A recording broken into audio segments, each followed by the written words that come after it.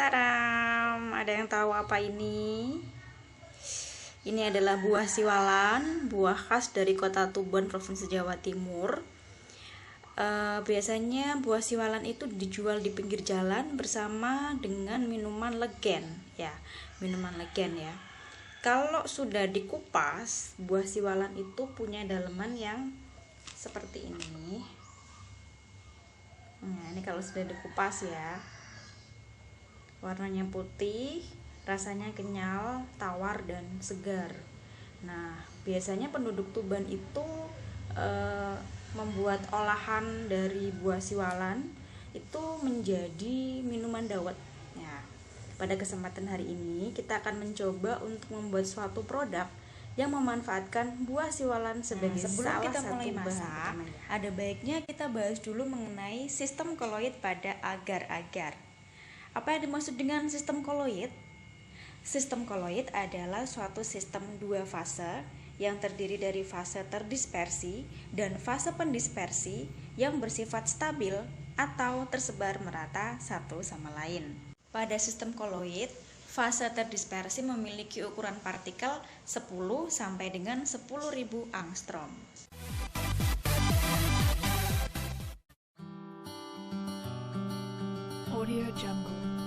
Agar-agar terbuat dari rumput laut atau alga yang merupakan karbohidrat dengan berat molekul tinggi yang mengisi dinding sel rumput laut. Agar-agar dapat dibentuk sebagai bubuk untuk diperjualbelikan. Mengapa agar-agar disebut koloid?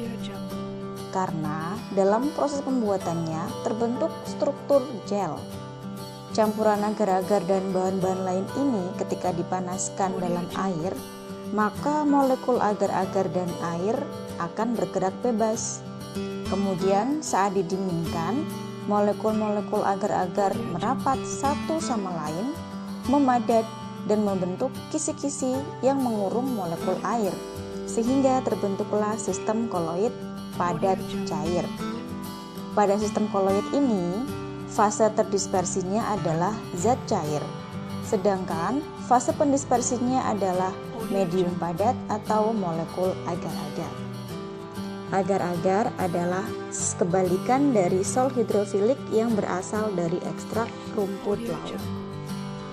Jika dilihat dari fase terdispersi dan fase pendispersinya, maka agar-agar dapat digolongkan sebagai koloid dalam bentuk gel atau emulsi padat. Gel merupakan sistem koloid zat cair yang terdispersi dalam medium padat. Gel biasanya berbentuk padat dengan struktur berongga sehingga mudah menyerap zat cair yang akan terperangkap dalam rongga-rongga tersebut. Agar-agar digolongkan sebagai gel yang menyimpan air. Gel jenis ini biasanya lunak dan elastis, merupakan dispersi dari zat padat berpori dengan zat cair. Bentuknya lunak sampai semi kaku, bergantung pada perbandingan jumlah zat padat dan zat cairnya. Jenis gel seperti ini dapat terjadi jika sol liofil panas didinginkan sehingga viskositas sol akan bertambah, lalu lama-kelamaan akan memadat membentuk gel. Jika gel tersebut ditambahkan pelarut lalu dipanaskan, maka akan terbentuk sol kembali. Buah siwalan yang masih kayak ini kemudian sudah dikupas kulitnya, lalu buah siwalan itu diiris tipis-tipis. Sebagai variasi, kalian juga bisa memblender ya. Tapi di sini saya pakai yang irisan tipis-tipis. Nah, yang pertama, siapkan panci, kemudian tuangkan 1 gelas air ke dalamnya.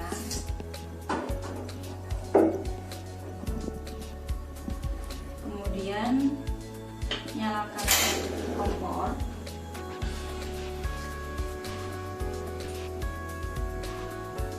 Lalu masukkan santan. Kalian bisa menggunakan santan instan atau santan yang diparut sendiri ya.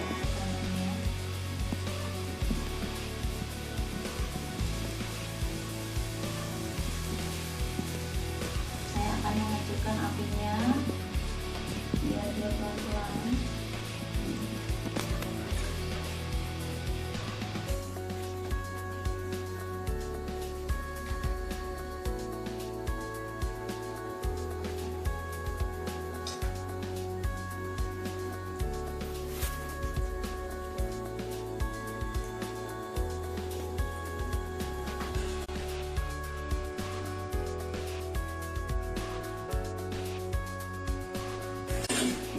diaduk-aduk biar merata.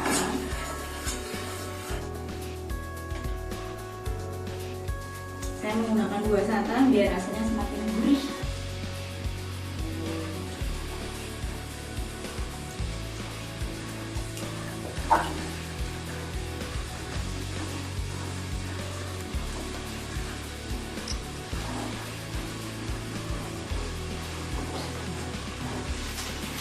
Sambil ini diaduk-aduk, kecilin apinya.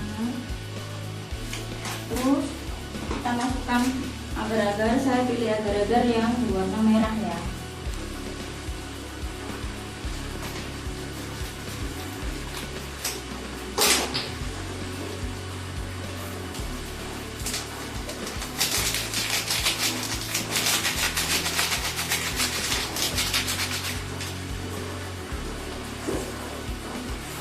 Terus diaduk.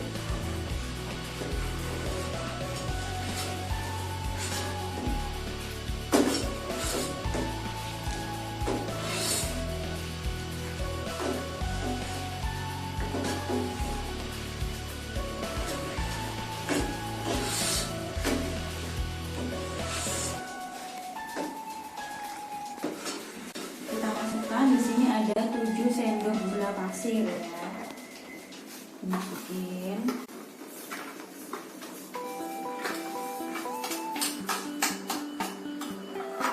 Sampai terus diaduk.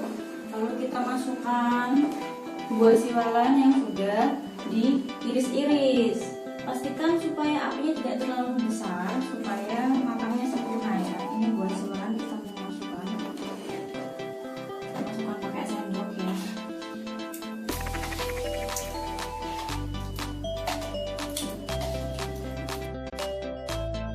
Diaduk.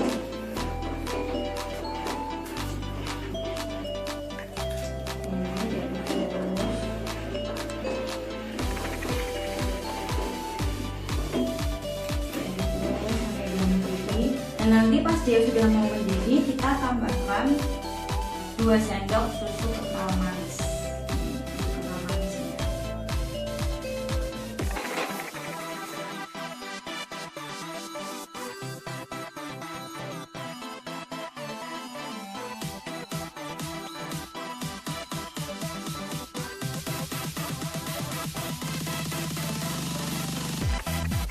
Saya bilang tadi kan 2 sendok, kita 1 sendoknya.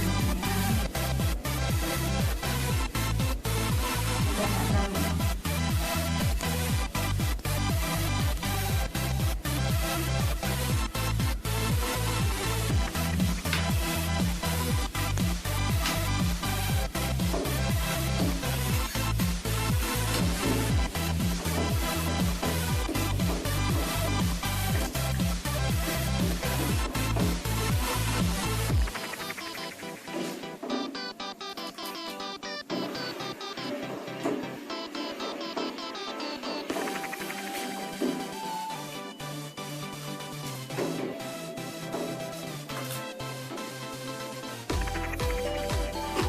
Kita tunggu dia mendidih ya, harus sabar memang.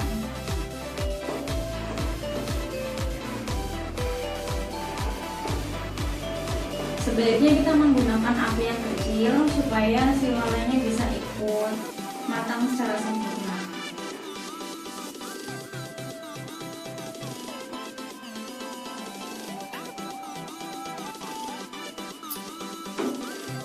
Nah, ketika berada dalam keadaan panas seperti ini namanya adalah sistem koloid dengan jenis sol hidrofilik ya.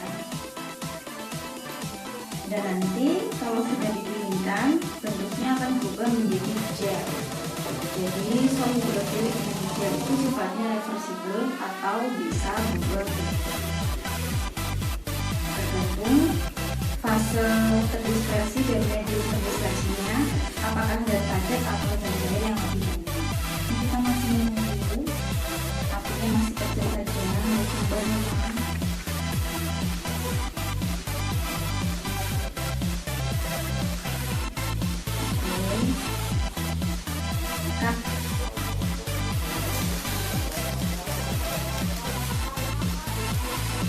Nah, Kalau sudah mendidih, ini kita bisa masukkan kompornya ya, untuk kemudian didinginkan.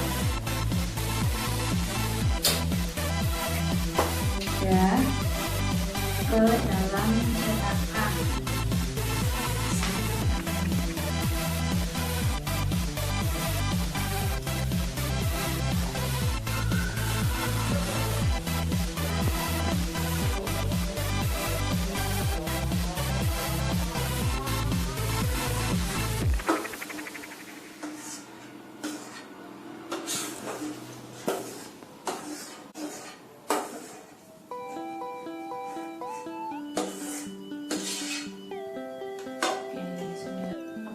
Belut, Pak.